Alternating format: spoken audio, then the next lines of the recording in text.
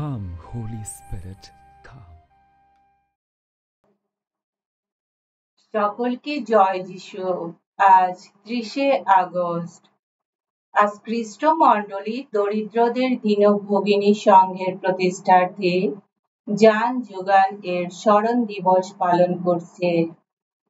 জান জুগান এর জন্ম ফ্রান্সের ব্রিটানি প্রদেশে 1792 সালে।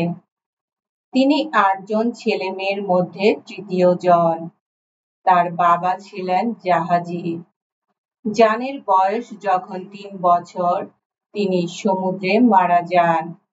তখন তাদের ঘরে খুব কষ্ট ছিল।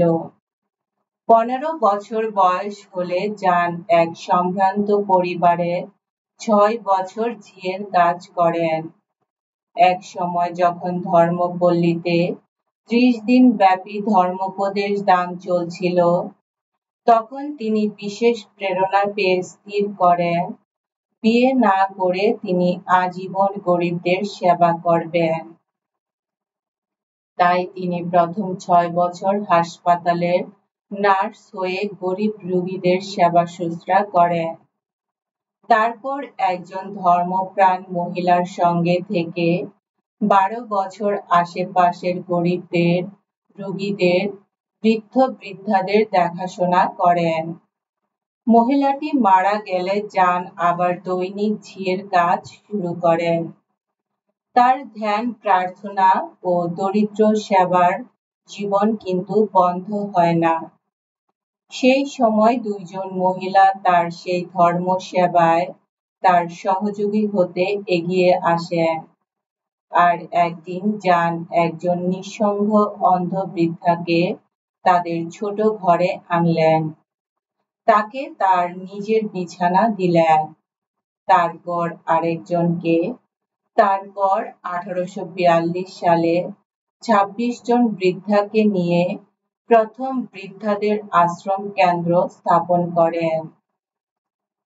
তাদের সেবা করার জন্য সাথী জান জুগান 4 জন সঙ্গিনীকে নিয়ে দরিদ্রদের সেবিকাদের সংস্থা প্রবর্তন করেন। সেই বৃদ্ধাদের বেশিরভাগ ছিল ভিখারি। এবার নতুন সংস্থার অধ্যক্ষা সাথী জান তাদের হয়েই ঘরে, হোটেলে, বাজারে ভিক্ষা করতে শুরু করেন। পরের বছরে যখন সিস্টারেরা সাথী জানকে আবার তাদের অধ্যক্ষা রূপে মনোনীত করেন, তখন কিন্তু যে যাজক তাদের ধর্মগুরু ছিলেন, তিনি নিজের অধিকারে জান জুগানের পরিবর্তে একজন যুবতী সিস্টারকে অধ্যক্ষা পদে নিযুক্ত করেন। সাথী জান নম্র হয়ে মাথা পেতে সব মেনে নেন।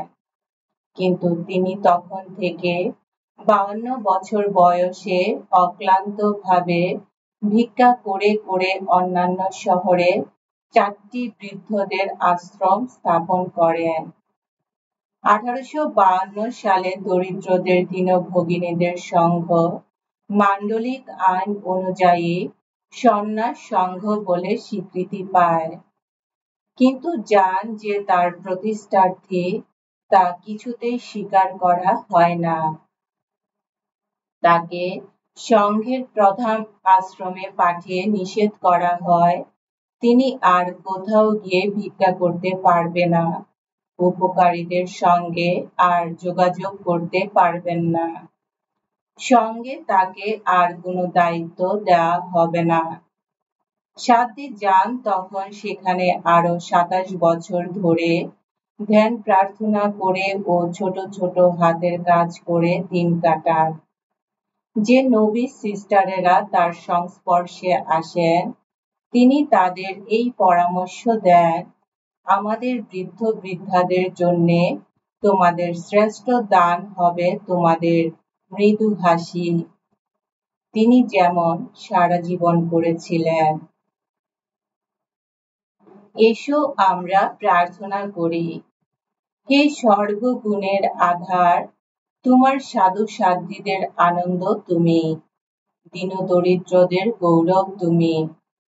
তোমার প্রেরণায় অনুপ্রাণিত হয়ে সাথী জান জুগান গোপন ভাবে বৃদ্ধ দরিদ্র মানুষকে সেবা করে তোমাকে সেবা করেছেন। আমাদের মঙ্গলের জন্যে তিনি তোমার কাছে যে নিত্য প্রার্থনা জানান, তুমি তা শুনে আশীর্বাদ করো।